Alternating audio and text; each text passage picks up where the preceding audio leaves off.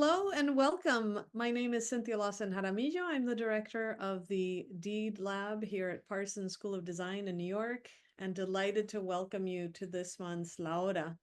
This is a monthly online gathering, critical craft salon that we organize to strengthen our community of practice and especially community of learning around all things artisan sector, design, social impact, craft, etc. I'm delighted to be joined today by Helena Hansson. I met Helena a few months ago when she was visiting Parsons, and I was so inspired and moved by your presentation, Helena, in my class, as well as the work that we did together, and delighted that you agreed to be this month's guest. Helena has prepared some slides. She will introduce herself, her work, some of her learnings, and then we'll have plenty of time for questions. But as she's presenting, feel free to drop your comments, links, questions in the chat, and I can monitor that and refer to it once we're in the Q&A. So Helena, I'll turn it over to you. Thank you. Hi, everyone. I will start by sharing my screen so we can... Do you see my screen now, the first image? Yes, perfect. Perfect. Okay, I'm Helena Hansson, and I have been asked to talk a little bit about my work in Kenya and Sweden. And oops, let's see what happened. And it will be about community engagement, entrepreneurship, and the ethics of exiting. And I work at the University of Gothenburg in Sweden, and I'm a Ph.D. and senior lecturer in design. But I have been working with the crafts development and craft community processes for a long time. And a short background is that I was trained as an industrial designer at Umeå University in Sweden. And then I have been working as a lecturer in design for a long time and work with strategic design as a strategic design consultant. I did my doctoral studies in Kenya with local craftspeople in Kenya. And this affected a lot my way of thinking about design. And from that moment, I have also started to work with something, instead of saying co-design, I work with co-crafting. So I believe very much about working through craft to be able to work in a sustainable way. And after my doctoral studies, I have been working as a researcher and senior lecturer in design at the HDK-Valand, and I also work as a strategic crafts consultant. So now I have kind of moved into the craft field and work as a consultant. And some of my ongoing research is about what we call co-crafting, and I actually work together with Otto von Busch, who is also working at Parsons. And we are exploring this as a design method, but also as a pedagogical method. And this is what you can see, one image on the top, where we try to make the students cooperate through craft, and we also develop specific tools. And I also work in a research project where I am investigating we can create more resilient craft ecosystems. And I work as an educator, and I also do product development and innovation on the side. And this is where this presentation today kind of merge all this into one, I would say. But my field of exploration when it comes to product development has been basketry work. And my collaborating partners are in Sweden and in Kenya. And what I will do today is talk about my PhD project and some of the challenges that kind of led me into a new process where I try to learn from the mistakes and work in a more sustainable way after the project time. And I will also tell a little bit about how we are working today and some of the learnings. And if we have time, I will also share like some of the things that are how things can be how you actually work in detail when you are working on a distance, and try to work close to a community, even if you are based in a different part of the world. And the project is that I started to work with in 2012. It was based in Kisumu in Kenya, which is in East Africa. It's the red marked area on the map to the left. It has about, at that time, 500,000 inhabitants, which is about the same as Gothenburg at that time. And an issue that was triggering me when I was visiting Kisumu in 2011, the year before I started my PhD, was an invasive plant, water hyacinth, that was taking over the lake and affected people socially, economically, and environmentally. And as a designer, I was thinking about, like, how can we work together to deal with this issue about the hyacinths. And I had at that time a very strategic approach and saw things very much from maybe top down or from an outside perspective. But I learned to know during this first trip a lot of people that were actually already dealing with the hyacinth issue.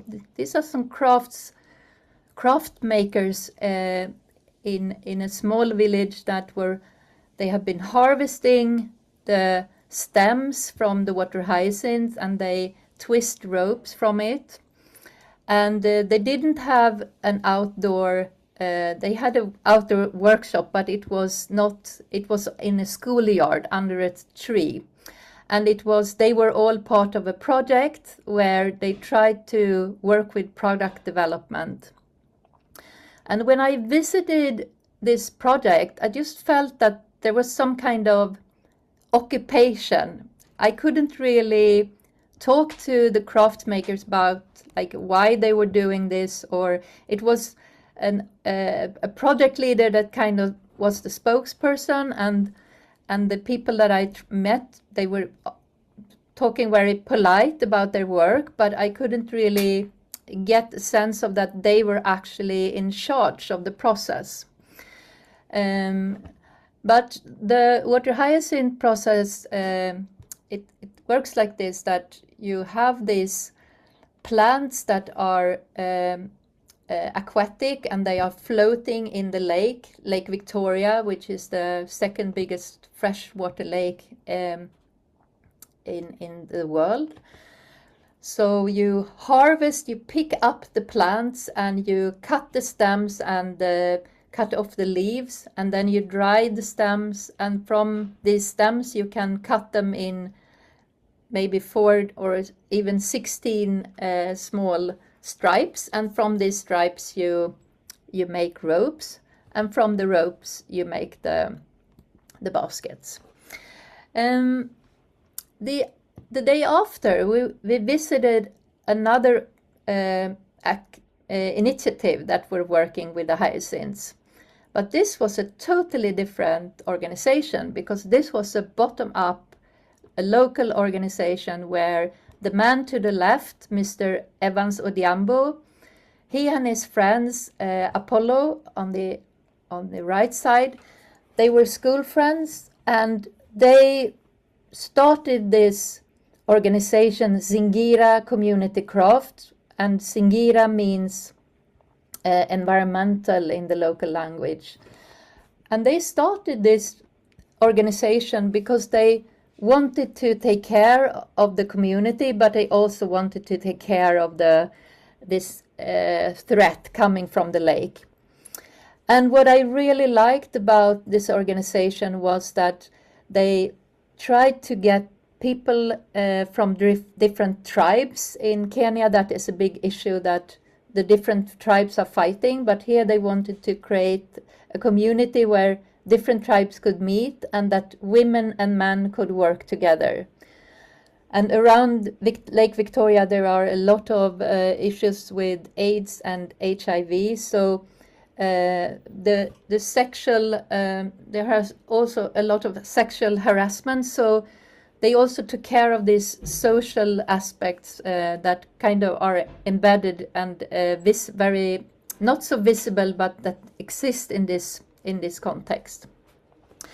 And when I was visiting, I felt immediately that we had so much to talk about, and we had kind of similar ideas of, let's do something, and what can I do coming from the university, and how could we set up a project?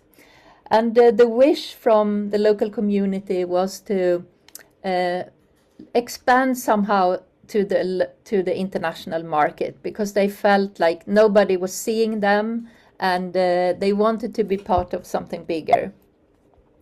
And the next coming year, I had the opportunity to become a PhD student, and my professor, who had been with me this first time, she encouraged me to work with the local community, and we also created access to a development aid organization, as they say in Sweden, a large one, and we also brought in a company from Sweden, and we also have a business facilitator that tried to help us with the market issues.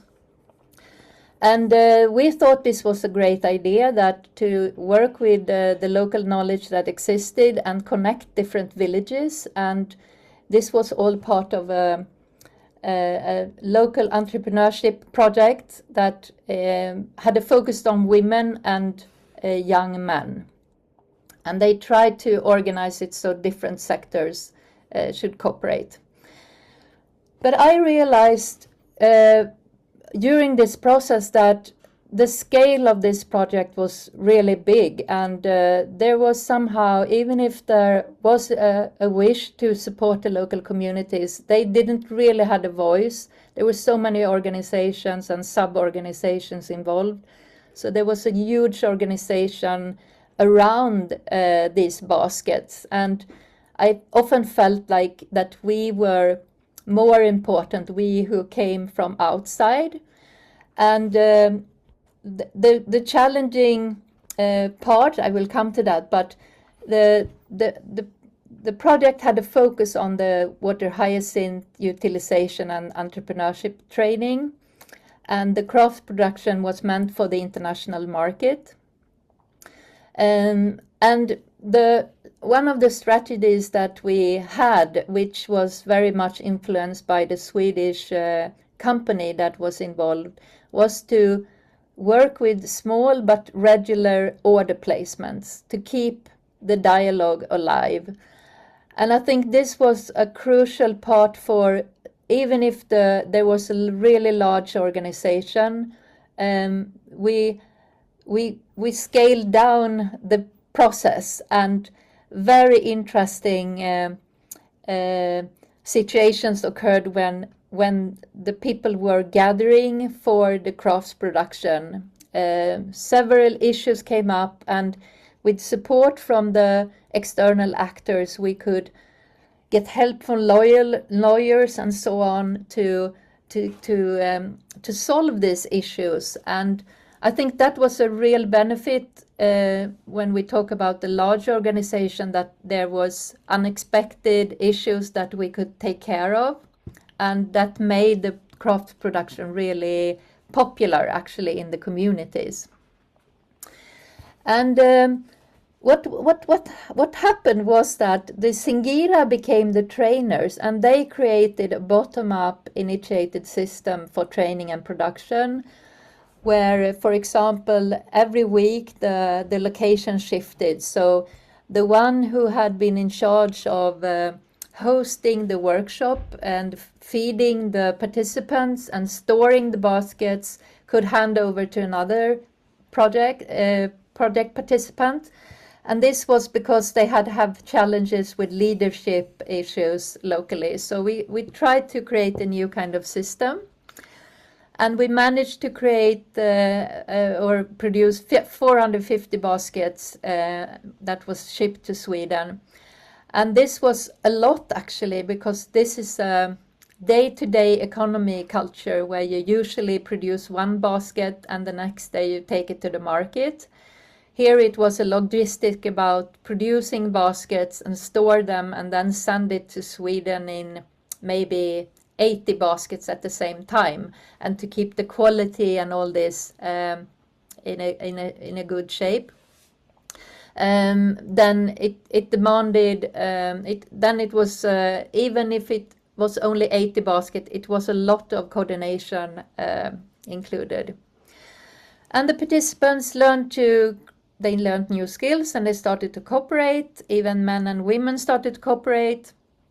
And as part of this process, we also started to experiment with natural dyeing that became quite important for the continuation.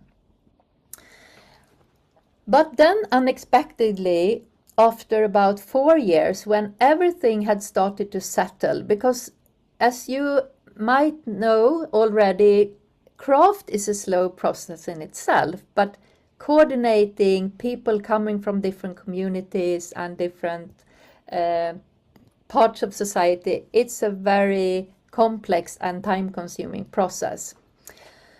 And when this project stopped without us really knowing, of course the craft production system dissolved, because there was no money to keep that quite large organization alive. And many of the participants felt that this was really beneficial for them, but there was no possibilities to continue. Even Singira tried to keep it up for a while, but it wasn't possible. It was also shown that the basket became too expensive to ship, and it was especially the shipping cost that was too much. And so from all these challenges, we decided that we still wanted to continue, me and my Kenyan colleague. And today we are working with production in Kenya and Sweden. I buy baskets from Kenya and I dye them in Sweden. I work with leather components that we put on in Sweden. We have local market activities in Sweden and in Kenya, because it was found that it was really important with the local economy as well. Singira is the coordinating actor. We have more people involved, but it's more like family related, a few producers, but we have strong relations. We are having a more experimental approach. It's not big orders, but I order 2 to 4 times a year. And these continuous conversations are really important, keeping the dialogue alive. And we use WhatsApp and Messenger. And this is how it looks, the production in Kenya, and how it can look in Sweden when we are having a market activity. I did a visit to Kenya 2 years ago where we shared experiences, and I brought some dyed basket from Sweden to show like opportunities for instead of using artificial dye, and I could see their dyeing process. We have started to experiment more with the natural dyeing in Sweden, and I also bring in my student in this work. So I tried to create a learning situation where we still are in more of an experimental situation. And some of the learnings that we can discuss more is that what I find is really important is that you instead of coming from outside, starting something new, you build on what already exists, the knowledge, the material, what already exists, and that you start in small and let things grow over time. And then it's the kind of opposite than the project that I was part of. And what I also lacked was that we try to look at now is more like, what is the win-win effect? How are we dealing with that it's an unequal situation, but there should be win-win. So the win-win is what keeps us attracted to continue. And I also try to be reflective and that this is more of an advice to really think about the ethics of exiting, that we should already from the start think about what happens after the project time. Even if we don't know, we have to be reflective and talk. And something I have learned is that development takes time. Don't give up. Stay with the trouble, and to think about that we are in this together. We have to solve problem as a team. So I'm more into the team play than being the one who is ordering from Sweden, being the designer. And I have also found that trust, transparency, and having fun together is key. So we have to establish relations where we want to collaborate and to find the right people that want to collaborate. And I can come back to it, but I think we maybe stop here and you can ask me questions and I can unpack more of the process as we talk. So I think this will do for now. So thank you for this so far. Thank you so much. Thank you, Helena, so much. A lot of food for thought here. And yesterday, in fact, a Senator, Cory Booker, broke a record for the longest speech recorded on the Senate floor. And he also was encouraging us to get in some good trouble. So definitely this notion of staying with the trouble, I think, is really interesting. So the floor is open for questions. You can... Maybe I should stop sharing and we can come back. Sure, that would be great. Yep. Thank you. You could raise your Zoom hand, which is under the React Heart button at the bottom of the screen. You can type your question in the chat if you would prefer to not be on camera or on the microphone. Abby, hi. Hi, Cynthia. Hi, Helena. You mentioned that the project ended, but it seems like you're still in contact and still collaborating with the community. I was wondering how was the transition between the project ending and you still like continuing the work today? Yeah. When we got the kind of, when we realized that the project was ending, we actually wrote to the funding agency and said, what will happen now? And we found out that they said that we have got so many good insights from this project. So now we have moved more towards participatory design as the new strategy. So we give up the entrepreneurship part and we move it to somewhere else, which means they started a new project, with a new focus, but elsewhere.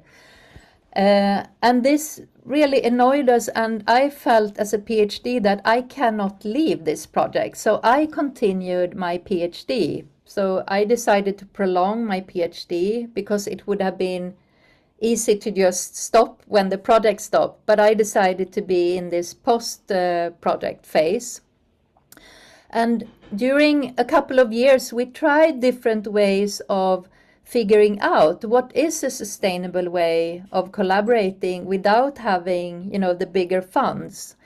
And in the end, it was about going back to, from the beginning. It's the basket. It's complex enough to work with the basket.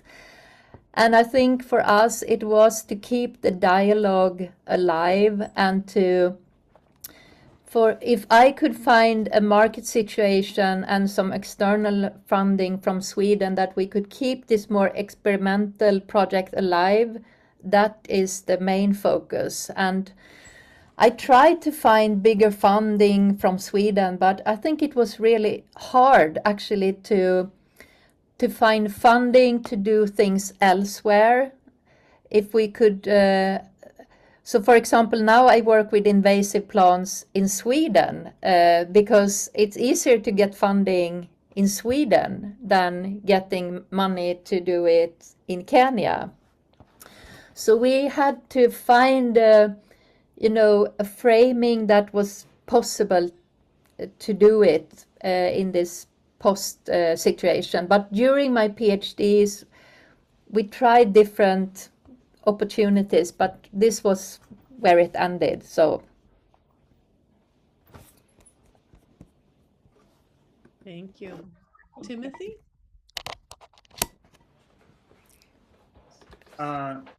Thank you, Helena, for the talk and your attention to the question of endings, which I think is really important. I had a question. I hope this isn't too technical, but you mentioned how large the Kenya project was with different organizations and other participants.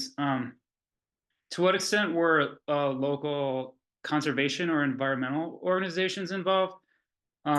Asking because some kind of land stewardship or at least harvesting, I assume, is involved, and hyacinth being labeled as invasive, I assume there's some regulations in the handling of it, and so I'm just curious about that. Thank you. yes, I think it's a really good question, and looking back, that would of course would have been a great partner in this, but it wasn't. It was more like socially engaged people and organizations that looked at community building rather than the environmental part. So I would say it was a socio-economic framing on the project, not so much the environmental part.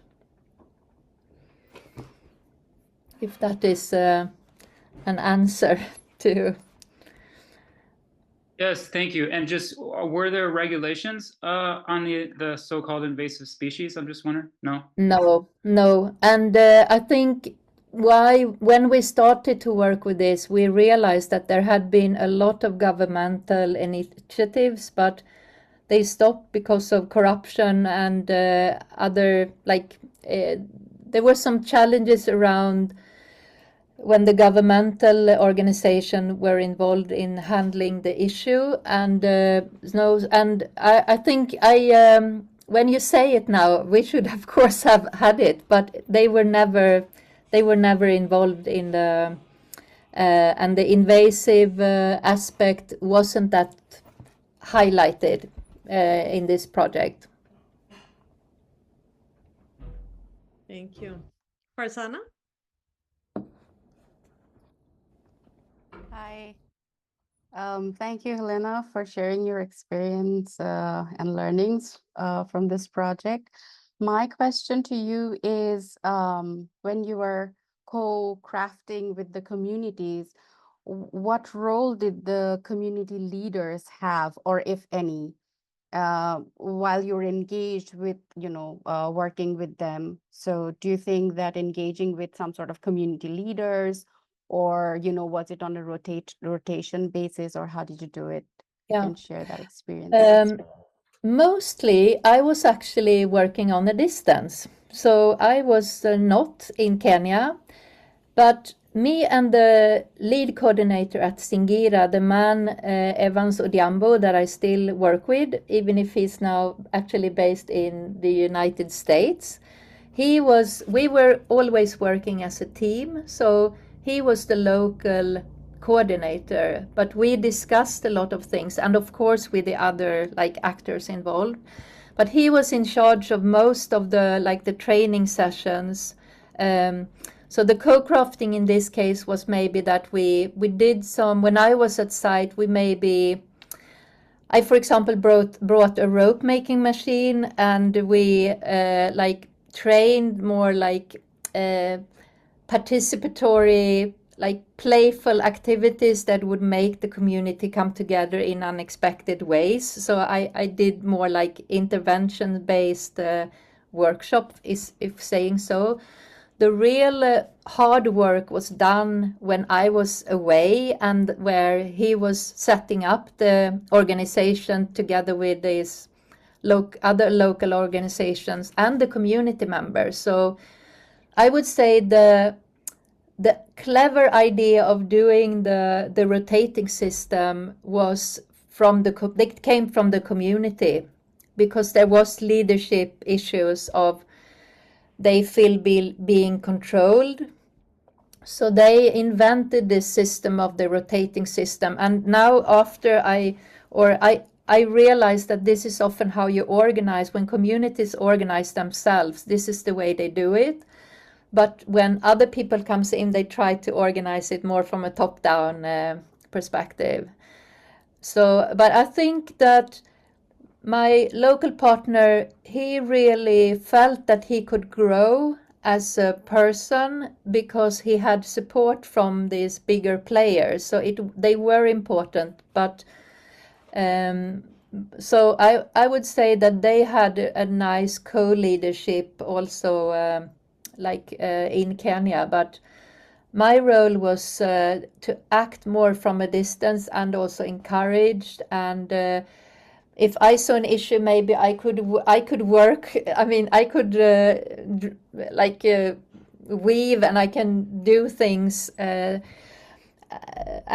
we realized, for example, that as a Black person not being educated, he had sometimes challenges of having his voice, heard. So I could sometimes act as a spokesperson for him. But as much as I could, I always tried that I never spoke for him, but we actually were there, both of us, when we were working. So, and one example of how we worked was that we wrote a paper later on, and we went to a conference where he talked about his own situation. And at the conference, they were all researchers writing about, these Jua Kali people. But he was there to talk for himself. So I think we try to work with the power imbalances in different ways. So this was one example. So thank you. Thank you very Thank you. much. Thank you. Dinette? Hi. Yeah. Hi. Thank you so much, Hannah, for this. This is actually really. Oh, can you hear me well? Yes, I yes. don't know. I am working with starting my project for my thesis that I did in last May, and it's working with artisans to develop a fiber in Mexico. And I was wondering if you could share like a couple of these mistakes. Like I hear you talking about how the leadership was an issue, but like a couple of these mistakes in like the beginning interactions of the founders with the artisan communities. I think there was, a challenge for me was maybe that I was quite new to this business, if we say so, development aid business. And there are certain programs that you design a program and everyone should fit in that program. So maybe that was a problem. It was maybe not my fault, or if we say so, but I was part of a larger organization, and you were kind of following what was already existing. But we had a really good person working for the organization that was she listened. So she was very quick to actually, refine the program and listen to the local craftsmakers. So I think we need to find like the right people, and for you maybe to even if it can be difficult to navigate sometimes, but to try to see who are the ones involved that I actually can talk to, and find the right people in the system. And I guess it was the same with Evans, my collaborating partner, that he is such a fantastic person. And when he moved to United States, I was a bit worried about what will happen now. But then I start to work with his sister, and she's like this, she's the same kind of personality. So, and it has been so smooth. And in other cases, there has been a lot of challenges because you don't really understand each other. So in all this, I think it's about like basic, cooperation, that sometimes you have to find an opening by a person that can help you to, start going. And those persons can be on a more top level or from the bottom up. So, but it's all about relationships, I guess. And maybe I didn't put so much effort in enhancing that. The trust building is so important to be and to be honest when things go wrong, like to try to create situations where you can talk about failures. But I think it's also difficult for people in my case in Kenya to talk about failures, because it's then you feel that they call it the blame game, that you often blame people that, so I think we need to, as a Swede, I can talk about failures because it's easier for me, but it's to create these spaces where you can talk about challenging things. But I think that can take a while before you can do that. But maybe there exists somebody in your case that you have a long experience that you can kind of rely to and get started through that person somehow. Some advices maybe, and some of the challenges maybe that I have been experiencing. Yeah, one thing maybe that happened in our project is that, for example, that there were hierarchies between men and women and between elderly and young people. So these cultural differences and cultural codes that you maybe don't see when you come from outside, that can be challenges that exist but are embedded and not visible. So that also maybe takes some time. While some quick prototyping can help you to maybe figure out that these challenges exist. So maybe do some quick exercises and some quick prototypes just to get a sense of how things are working. That can give some insights maybe to the rest of the process. So, okay. Thank you. Great advice. Thank you. Ritu? Hi, Helen. Thank you so much for sharing your presentation. I think it was really insightful. I was curious about how do you sort of start thinking of an exit strategy? Like, when exactly do you start thinking about this, and what sort of components do you put together when you're working on a project to ensure that something like this continues without you being a central connector to capital? Because I feel like I've seen, having worked in grassroots India, I've seen a lot of organizations sort of are not able to sustain themselves financially as soon as a project gets over, because probably the project team doesn't have access to the same network of people that an outsider might have, or someone living in a different city or country might have. So can you share some insights about how you went about tackling this problem, or like, were you able to get at something that was really useful? Yeah. I think it was,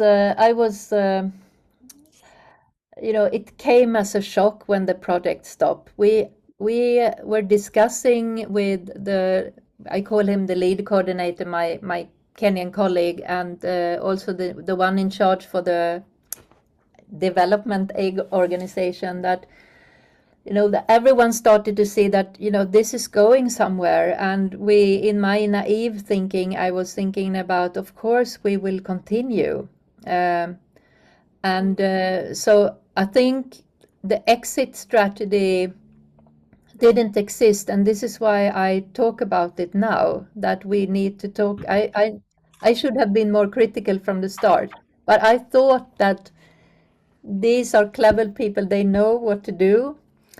So I was a bit naive and trusted that it would work out. But I think that, and why I couldn't stop working with the community, my key partner Singira, was that I felt like we are in this together. I was part of creating this, say so, monster. So I need to take care of it. And I shared last time I was when I was in New York, that about 2 years after the project had stopped, we had come to this situation where when we had this presentation at the conference, and we had time to reflect on the process, identify what was the challenging part, that we actually, we went in depth around like what happened and what could have been done differently. And at that moment, I could feel that now I can step out from the process. And then we just wanted to continue. So the basket project that we continued with was kind of our way to keep the conversation alive. But I could feel that I was ready to leave the project when I felt that we had time to reflect, and that also I had been part of giving the person that I work with a more, he had been creating a new position for himself where he had a voice, he had a vocabulary that he could speak for himself. So I think the ethics is about reflecting on your own role, and how do you use your power role in your, like, the position you have. And in my case, I just had a really good conversation. I could have a good conversation with my Kenyan colleague, and maybe that is not always the case, but I think for us that was the key, that we from the very, very start had a very honest conversation, and had this idea of building trust. I also used the ladder of participation. I'm not sure if you are familiar with it. It's an old model from the end of the 60s, where you talk about participatory processes as a ladder, where you have the highest ladder is when you have self-control and are totally in charge. And the lowest is when you're just, somebody's talking about you, just showing images of you. And I could see that we were maybe on the 6th level or something, where decisions are taking together, and that you are fully informed, but you also are part of having conversation around the decisions that are to be made. But of course, this was not including maybe all the craftspeople that were involved. It was me and the lead coordinator. So even there are hierarchies in the local community. And maybe if I had more time on site, we could have worked with that. But it was difficult because I was on a distance. But I hope I answer your question. It was a lot of talking here. Yeah, I know it's a big question, but thank you for taking that. Thank you. Wonderful, thank you. Anna? Hi, thank you, Helena, for your for explaining about your project. I'm curious actually how you translated your project into then classes for your students, or how you transferred that.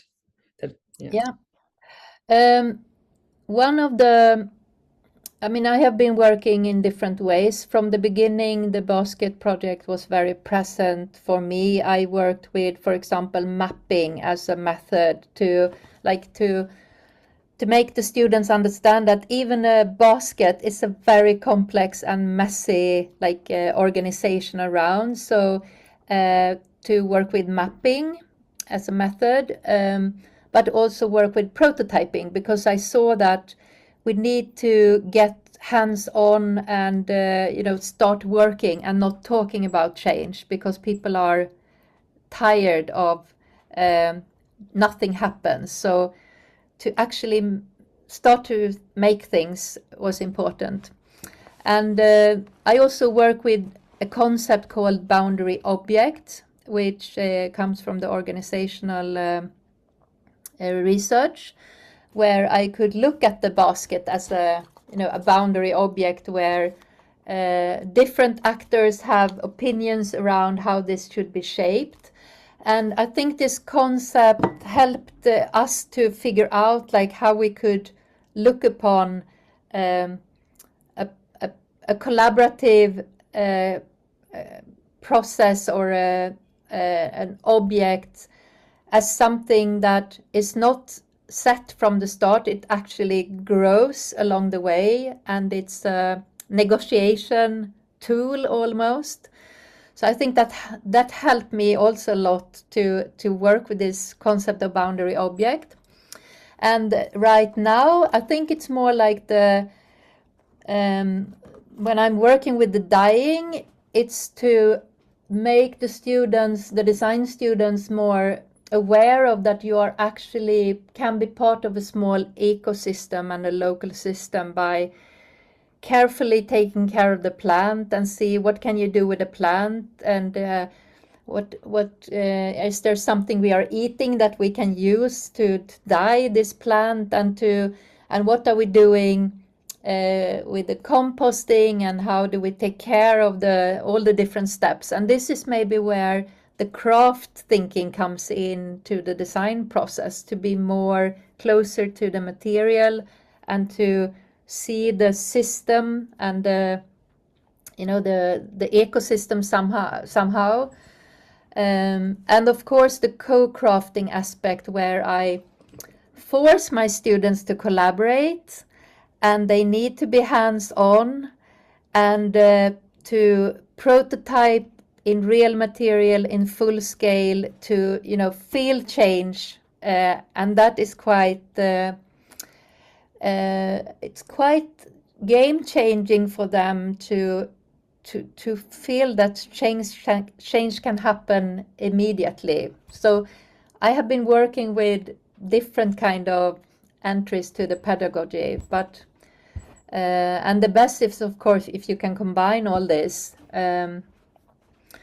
The mapping was really important in the beginning, but and then I felt it became too abstract. So I have been more and more concrete in my pedagogical activities now the latest years. So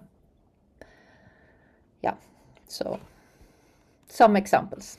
I'm so struck by how co-crafting perhaps addresses a lot of the discomfort I feel with co-design, because it creates this horizontality and maybe a sharing of power that is less connected to the gatekeeping of degrees and titles of designers, and more simply based on what do we have here, what can my hands do, Yes. So I mean, for example, there's a privilege of ability, but there seems to be a much more horizontal approach.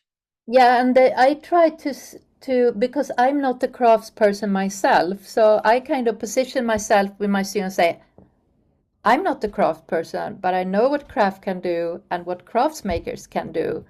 And today I have invited a professional crafts maker who is guiding you through the process. So we always, again, work with this co-leadership.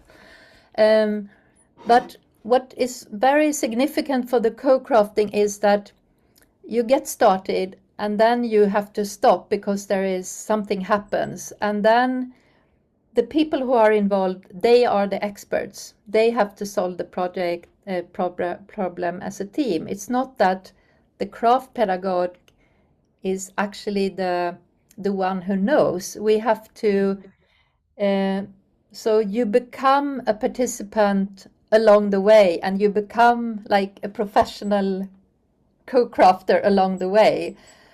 And I think this,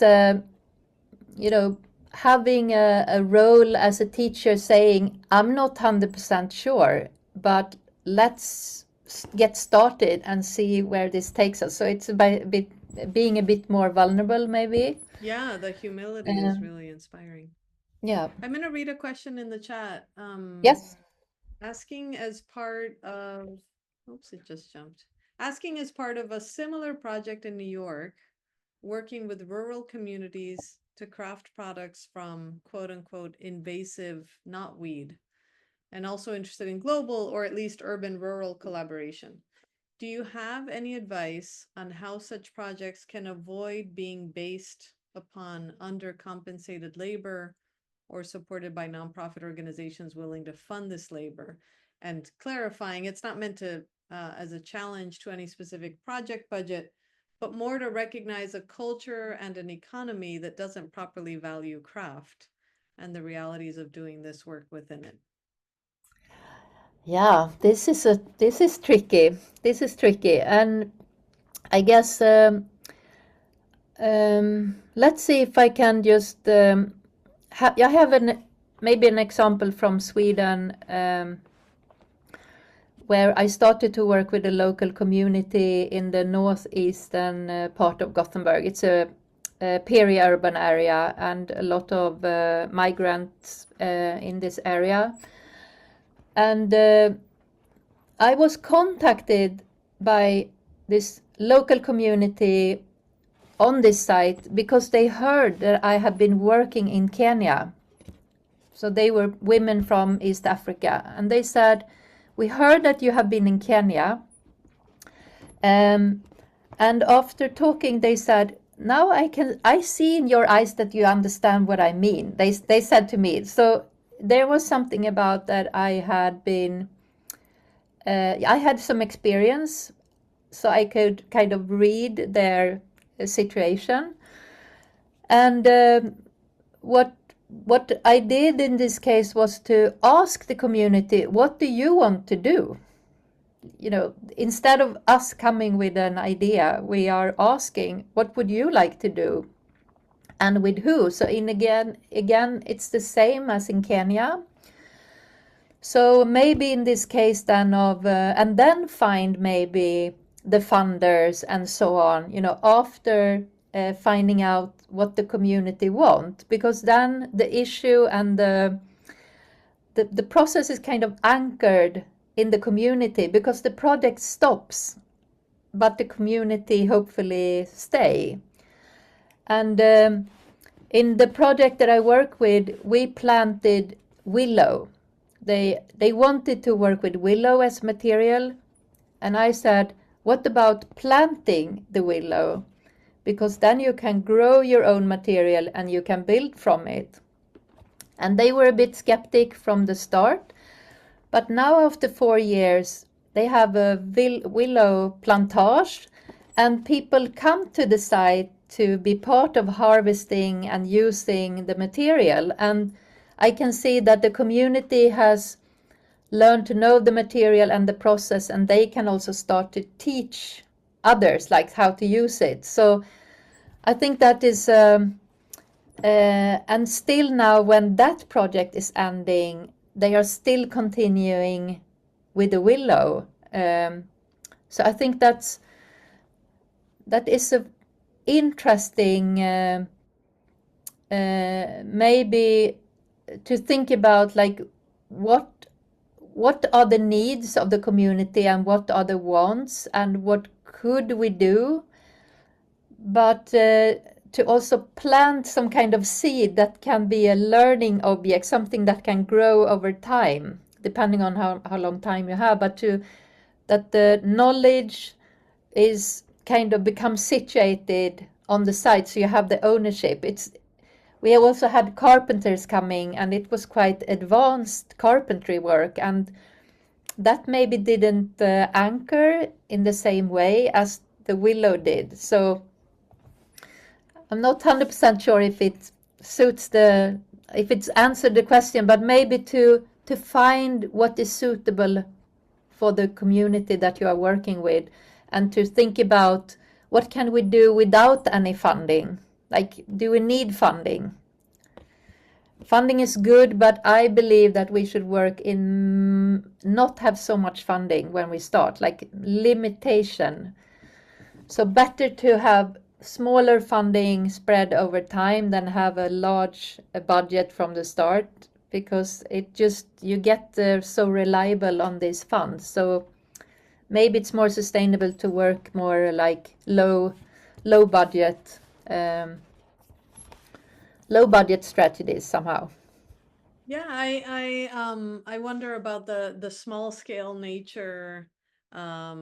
We've been in the lab really interested and have been noticing patterns with various craft brands or organizations, entrepreneurs, craftspeople, communities that we meet and work with, the greater the impact comes from, the smaller the project in some Yeah. ways. And so the ability to sustain it with the resources at hand ensures a longevity that far exceeds the potential short-term large-scale impact or influx of money into a community that really just creates messes, not just, but Yeah. creates And so many messes. So I dropped in the chat a link to a panel we did many years ago called Is Growth Good, and invited several brand founders to talk about the scale of their projects, the decisions to grow or not, and also invited my colleague Koray Chaliskan to give a economic framing to the conversation. So perhaps that's useful. yeah, and we have I have a wonderful book. I think it's in my other office, but it's called the title is Small Change is the main title, and it's by Nabil Hamdi. And he talks about like small is good because failures is part of this game, but it's better to make small failures. So like take it step by step and explore along the way, and then you find out, and then you can grow bigger. You know that you kind of you learn from the mistakes, and you must and maybe if we have less funding, we are more open for failures. We can take quicker decisions, and we have to start in small because we don't have so much money. So I think it's that book is really, I really recommend it, and I can maybe find it later, like the full title, but Nabil Hamdi and Small Change. I put the link in the chat so people can refer to it. Yeah. Let's end with a question from Abby. What best practices of mentorship and capacity building in order to sustain the impact after a project ends? I think again with this I think there is something about a mix of like a trust building process, that you are not leaving, you are there, like you are because I feel that you as coming from outside, you have a very powerful role, and you have an important role, and to think about like, how do I step out from the process? And maybe you have to step out gradually and talk about like, this year, now we will do things. Next year, I will not do things, but I will support you in what you want to do. And I will have a small amount of money, and we can discuss what to do. And then you kind of gradually make yourself not visible in the same way.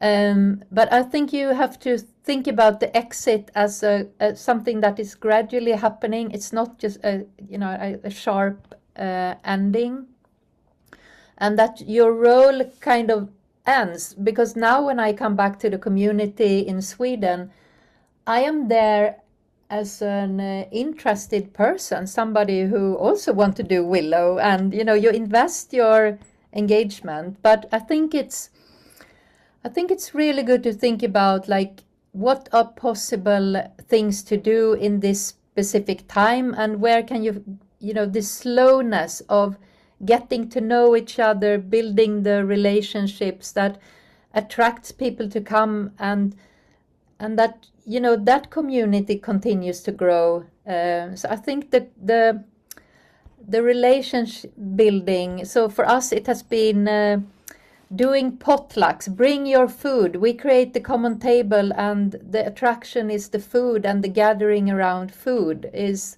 maybe the core of our activities. And I think you can do a lot with that as a starting point.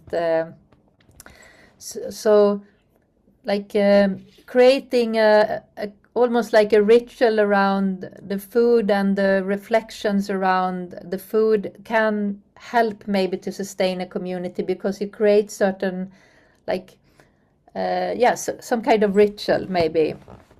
But I think the physical prototyping are also very important, that you see that you are progressing. And what we have also seen is that if you stay long time enough at the site, things start to break down. And I think that's a very interesting part also of the project, like repairing and maintaining and discussing, should we see this as rubbish now, or should we repair it, and should we make a new one? I think that if we could have time to experience breakdowns and step into the process of repairing, I think that is actually the most sustainable, the repairing, because then you learn how to mend things and continue. So we should look more for repairing moments maybe than just making. Beautiful way to end. Helena, thank you so much for your time. Thank you. Thank you for all fun. so much for joining us, and those of you Thank watching you. the recording as well. I Thank hope you. to see you at a future Laura.